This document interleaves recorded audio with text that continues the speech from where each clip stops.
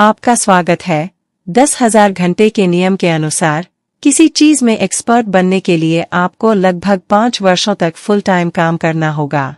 क्या आप कल्पना कर सकते हैं कि यदि आपने 12 वर्षों तक अपनी कला का अध्ययन किया तो आप कितने अच्छे बन जाएंगे? नील रैकहम ने बस यही किया। उन्होंने व्यक्तिगत रूप से 35,000 से अधिक सेल्स कॉल्स कंडक्ट की। इस प्रक्रिया में उन्होंने प्रभावी ढंग से बेचने का एक अचूक तरीका विकसित किया। इसे स्पिन कहा जाता है और इसमें प्रश्न पूछने के साथ साथ प्रत्येक सेल्स सिनेरियो में सिचुएशन, प्रॉब्लम, इम्प्लीकेशन और नीड पे ऑफ की खोज करना शामिल है। ने अपनी बुक स्पिन सेलिंग में इसका क्या अर्थ है, इसका विवरण किया है। इस पोस्ट में आप सीखेंगे कि सफल बिक्री के लिए सही प्रश्न कैसे पूछें और हर एक सेल्स कॉल की शुरुआत से ही सफलता की नींव कैसे रखी जाए। सेलिंग के लिए स्पिन मेंटालिटी के 4 भाग हैं: situation, problem, implication and need पे ऑफ। सेल्स में अच्छा बनने की कुंजी अपने ग्राहक की जरूरतों को जानना और उन्हें वास्तव में समझना है। ऐसा करने के लिए प्रश्न पूछने के लिए 4 स्पिन मेंटालिटी का पालन करें। फर्स्ट, सिचुएशन, यानी आपको उस स्थिति की पहचान करने की आवश्यकता है जिसमें वे अभी हैं। इस श्रेणी के प्रश्न पूर्णतः तथ्य आधारित होते हैं। विवरण प्राप्त करने के लिए आप पूछ सकते हैं, वर्तमान में आप अपने ऑफिस में किस प्रकार के कंप्यूटर का उपयोग करते हैं? हालांकि इस चरण पर बहुत सारे प्रश्न पूछकर बहुत अधिक समय न बर्बाद करें। सेकंड, प्रॉब्लम, यानी गहराई में जाकर पता लगाएं कि उन्हें क्या समस्याएं हो रही हैं। अपने आप से पूछें कि उनके पास अभी जो कुछ है उसका उपयोग करना उनके लिए कठिन क्यों है। आप यह भी जानने की कोशिश करें कि वे इससे असंतुष्ट क्यों हैं। आप एक प्रश्न पूछ सकते हैं जैसे, क्या आपको वर्तमान में उपयोग किए जाने वाले मैकबुक प्रो से कोई समस्या है? थर्ड, इम्प्लीकेशन, यानी ऐसे प्रश्नों का उपयोग जो उनकी समस्याओं के नकारात्मक परिणामों से अवगत कराने के लिए किए जाते हैं।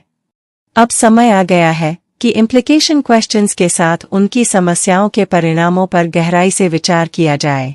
उनके लिए यहाँ थोड़ी सी समस्या कोई बड़ी बात नहीं है, लेकिन यह आपके लिए चमकने का अवसर है। आप ऐसे प्रश्न पूछें जो उन्हें मुद्दे की गंभीरता को समझने में मदद करें, विशेषकर यदि इसका शीघ्र समाधान नहीं किया गया तो क्या होगा। फोर्थ, नीड पे ऑफ, यानी आवश्यकता भुगतान प्रश्न जो ग्राहकों की समस्याओं को हल करने के उनके इरादों की खोज करने के लिए है। इसका लक्ष्य संभावित ग्राहकों को समाधान के सकारात्मक परिणामों और लाभों पर ध्यान केंद्रित कराना है। पिछले चरणों में सही प्रश्न पूछने से यह आसान हो जाता है।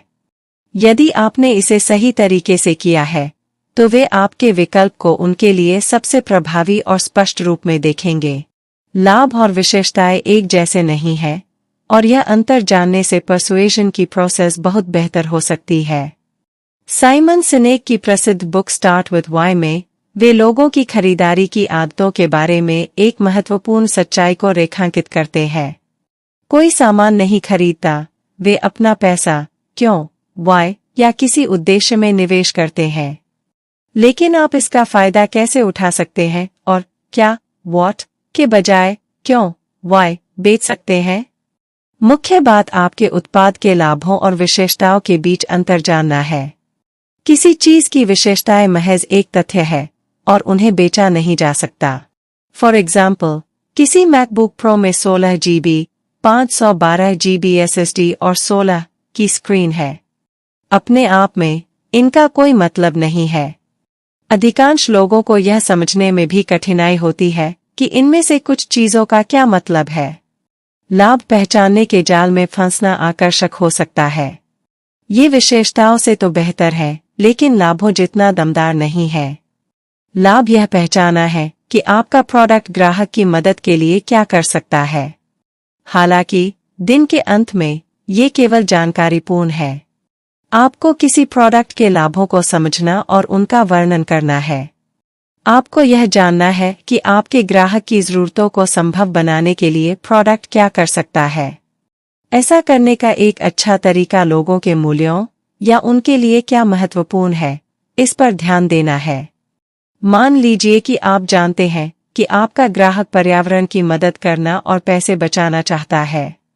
उन्हें कार बेचते समय आप उन्हें हाइब्रिड के बारे बताएं और गैस माइलेज में इसकी बचत के बारे में बात करें और यह कैसे पर्यावरण के लिए अच्छी है यह बताएं। किसी वस्तु को बेचने के बजाय आप उनकी एक समस्या का समाधान पेश कर रहे हैं। 3. स्पिन टेक्निक्स का उपयोग करने के लिए अभ्यास की आवश्यकता होती है। अभ्यास परिपूर्ण बनाता है ना? जीवन के कई अलग अलग पहलुओं के लिए इस विषय पर अनगिनत किताबें हैं। स्पिन सेलिंग का उपयोग करना सीखना कोई अलग बात नहीं है। यह महत्वपूर्ण है कि आप प्रयास करते समय हार न मानें। सभी टेक्निक्स का एक साथ यूज करने का प्रयास न करें। इसके बजाय एक समय में एक चरण आजमाएं। आगे बढ़ने के लिए तब तक प्रतीक्षा करें जब तक आप प्रत्येक चरण के साथ पूरी तरह से सहज न हो जाएं। इसमें एक ही चीज को बहुत बार दोहराना पड़ेगा, लेकिन यह इसके लायक है। याद रखें कि पहली कोशिश के बाद आप इसके साथ सहज महसूस नहीं करेंगे।